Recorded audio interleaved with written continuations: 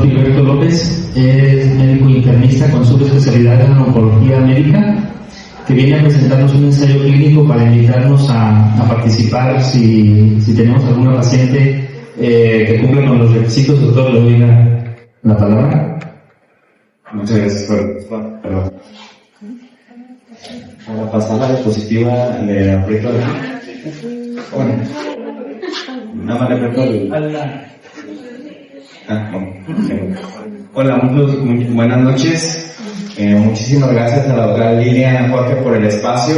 Probablemente no es como lo más convencional en relación a lo que van a escuchar en este momento, sus sesiones en particular, pero agradezco mucho el foro porque desde hace 8 años que yo regresé aquí a Guadalajara he estado trabajando con ensayos clínicos en oncología y finalmente me gustaría platicarles un poco de la experiencia y el proyecto en general relacionado con lo que me gustaría que pudiéramos compartir un poco la situación de los pacientes y probablemente un poquito adelante sabrán cuál es la razón de por qué estoy aquí.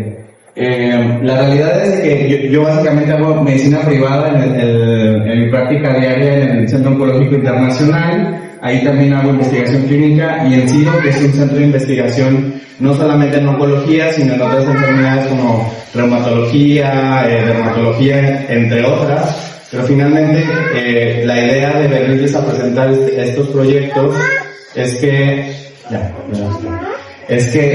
veamos esta situación como una posibilidad. O sea, eso que nosotros leemos convencionalmente como médicos mexicanos, los papers internacionales en cualquier revista indexada, pues esto es el ensayo clínico. Eso es lo que eventualmente estamos haciendo en México y es una realidad. O sea, esto no es ciencia ficción, esto se está haciendo de manera convencional en el medio público y en el medio privado. Y finalmente les quiero compartir un poco de lo que nosotros hemos hecho.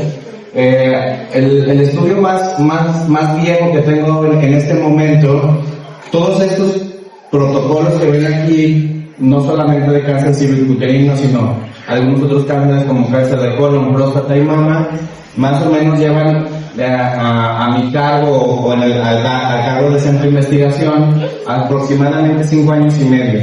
Y para platicarles un poco de lo que hemos logrado, por ejemplo, les puedo platicar un poco de lo que pasó, por ejemplo, con el estudio de Monarch-E, en el que en la actualidad, a razón de ese estudio, se cambió el estándar de tratamiento para pacientes con cáncer de mama de alto riesgo, luminales o receptores hormonales positivos.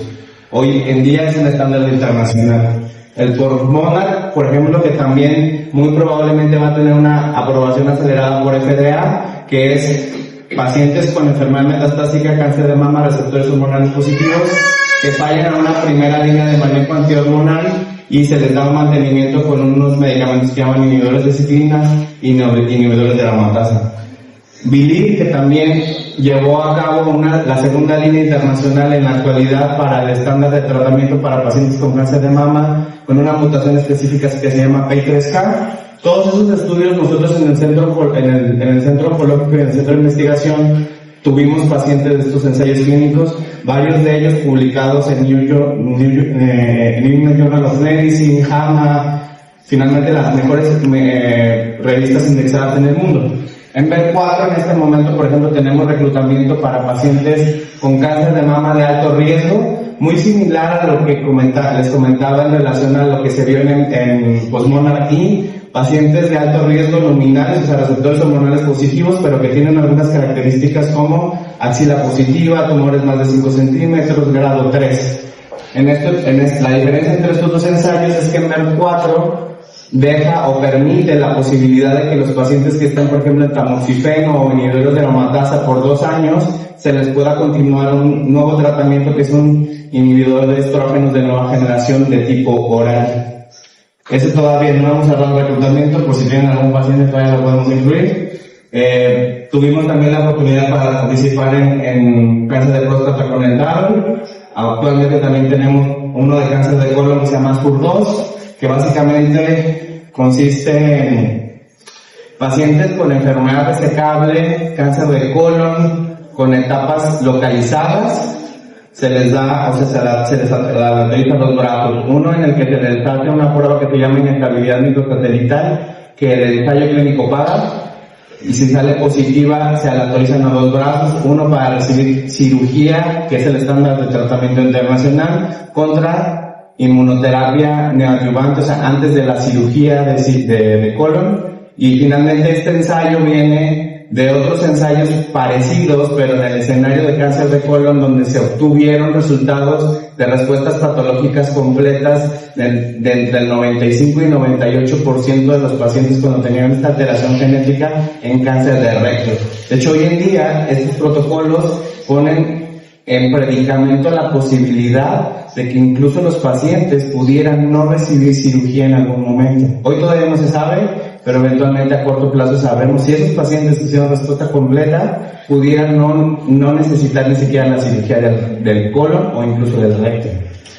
Y para el que les vengo a hablar, que próximamente vamos a tener en la apertura entre probablemente unas 4 o 6 semanas, es el EVOL, que es un protocolo para cáncer cervicuterino de alto riesgo. A lo mejor quienes no están muy familiarizados con los ensayos clínicos, básicamente los ensayos clínicos que nosotros hacemos no son ensayos preclínicos, o sea, preclínicos finalmente es cuando tú haces, por ejemplo, investigación básica, laboratorio, animales, eventualmente los fase 3, que son los ensayos que nosotros normalmente hacemos, ya vienen de un fase 1, fase 2, donde se demostró efectividad, seguridad, dosis. Y eventualmente en fase 3 ya eventualmente se expone a un brazo al paciente en el standard of care y al otro brazo generalmente el estudio experimental, que bueno, como ustedes sabrán en muchos ensayos clínicos de su especialidad también, finalmente es, digamos que el reto de si supera o no el estándar de tratamiento.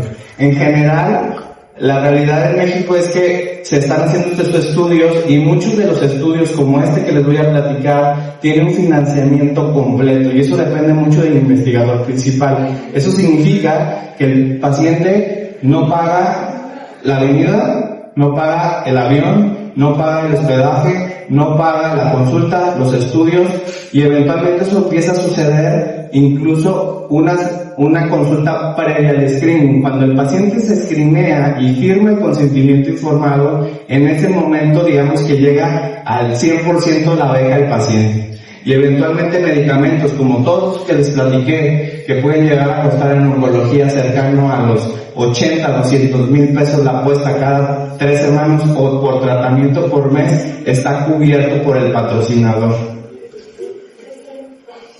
El ensayo que les vengo a presentar básicamente, y obviamente como sabemos, el cáncer cervicuterino en nuestro país sigue siendo de los principales cánceres que atendemos en nuestras mujeres mexicanas.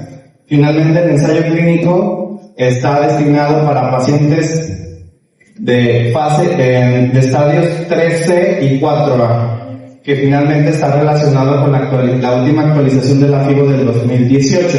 Recordemos que muy probablemente en su momento nosotros aprendimos que el estadiaje clínico de los cánceres cervicuterinos eran pues palpando al paciente. En la actualidad, nosotros no vivimos en un medio rural, porque finalmente esa pudiera ser una posibilidad, pero finalmente la ventaja que nosotros tenemos en los medios en los que nosotros nos desenvolvemos en la ciudad, sí nos permite por lo menos hacer una tomografía abdominopélvica.